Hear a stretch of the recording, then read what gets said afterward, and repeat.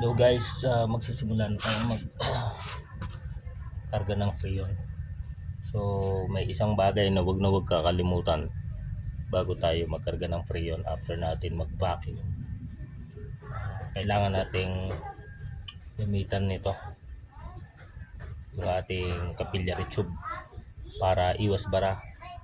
Siya yung magtatanggal ng mga moisture dito sa capillary tube para pag dumaan yung refrigerant hindi siya magyelo, hindi siya bumara.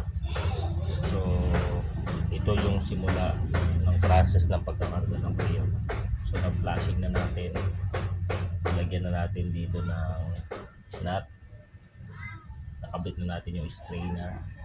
Ito, nalagyan na rin natin ng nut, and then naisara na natin yung high side, nakabit na natin yung charging line at nakakasa na yung ating gauge at ang ating 1348. So mahalaga to, kaya huwag niyong kakalimutan, no? So lagyan natin sa mga okay, isaksak muna yung compressor or yung ref, and then patakan mo ng mga ilang patak, siguro mga 1/3.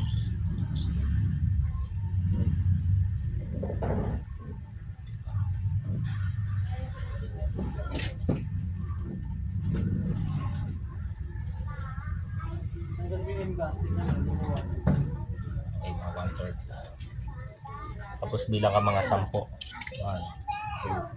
2, 3, 4, 5, 6, 7, 8, 9, 10. And so,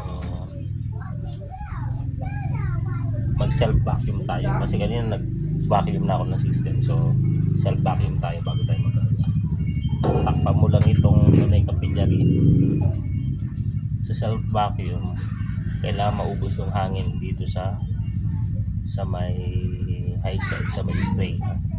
Kapag hindi naubos ang hangin dyan, nakatakot na yung daliri mo dito, so ibig sabihin may leak, may singaw, may pinapasokan ng hangin. So makikita mo naman sa gauge pag pumakyum, pag may negative 0 siya. So tayin mo lang.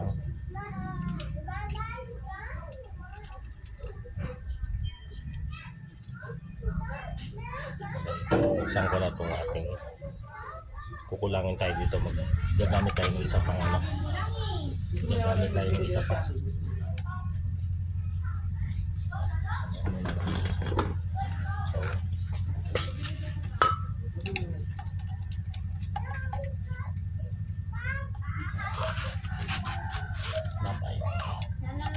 Katulong mag-isa lang.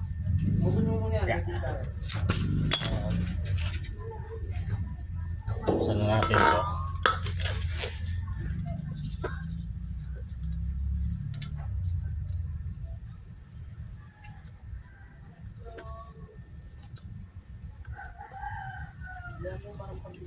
So bukas na siya.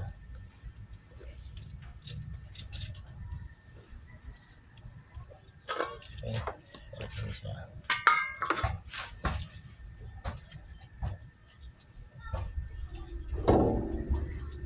Yan, so wala na siyang yan ang negative na.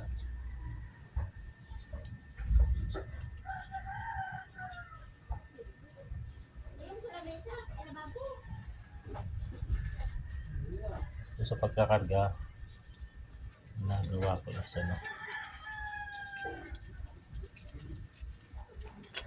binubuksan ko muna ito. Ito ko ng gauge konti. Then pag naramdaman mo may lumabas na dito, yun, pwede mo na siya takpan.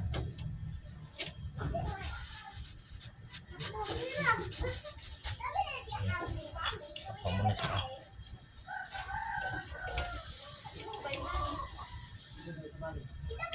Takpan muna tayo.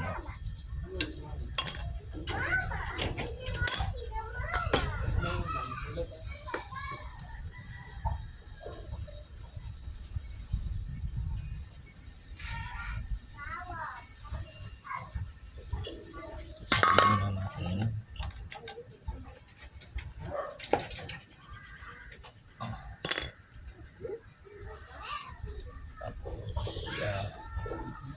Tira natin to kasi wala na.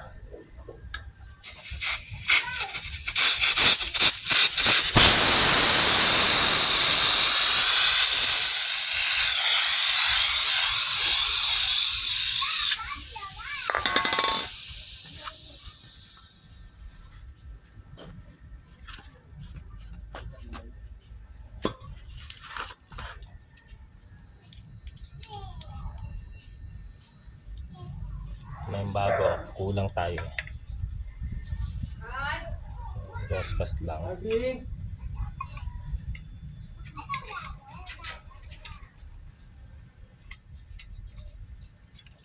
Roscas mo lang siya ng ganyan. Tapos higpitan yung nasa ilalim. Balik mo na yung hose.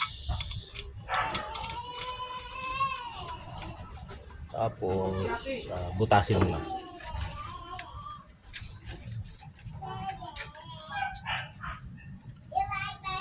May butas na. Ngayon buksan mo na ulit.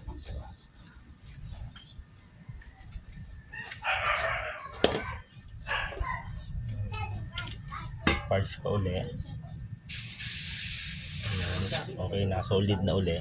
So dagdagan na natin yung kinakarga natin kanina.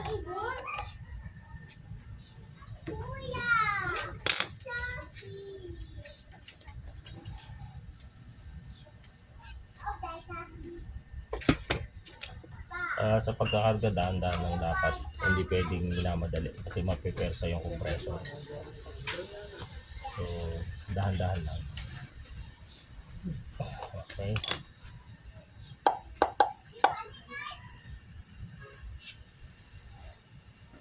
Natin baka may leak.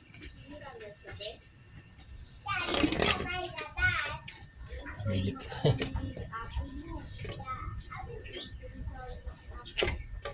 Ano na natin.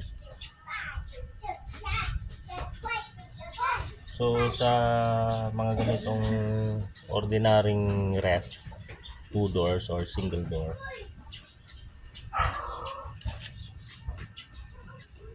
ang karga lang naman yan is 8 to 10 PSI.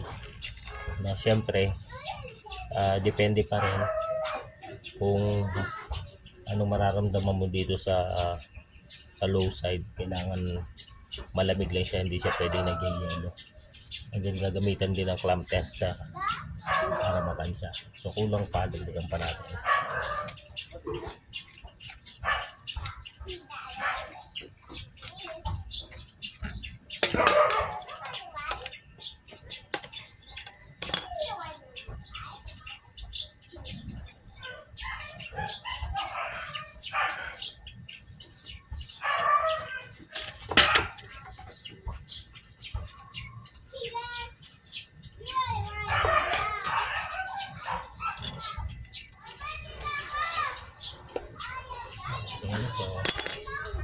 So sosobrahan ko siya ng bahagya kasi pwede naman magbawas, ano.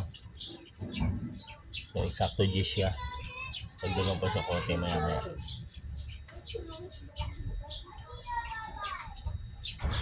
So dagdagan pa sa konti para pwede ko na isara itong ating prill.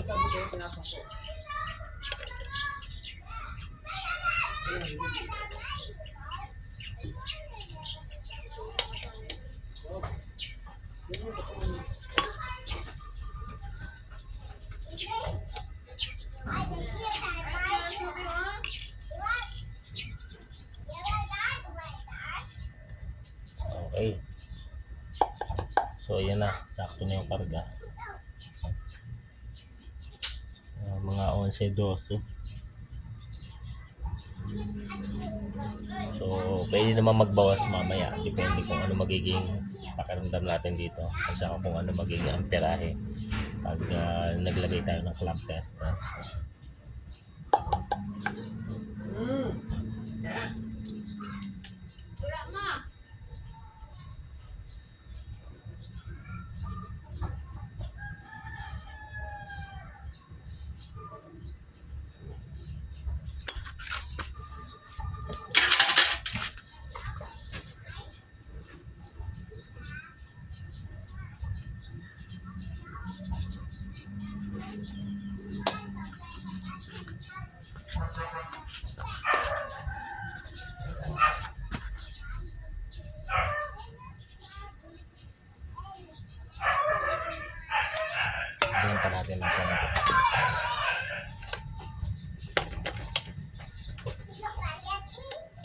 ganun lang yung pag kakarga ng Freon, ano, basic lang, simple. So sasara ko na to at okay na yan.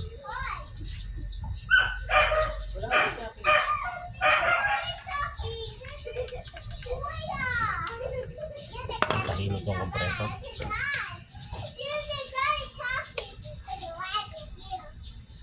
Okay, so yan tayo guys, ganun lang magkarga ng Freon sa refrigerator.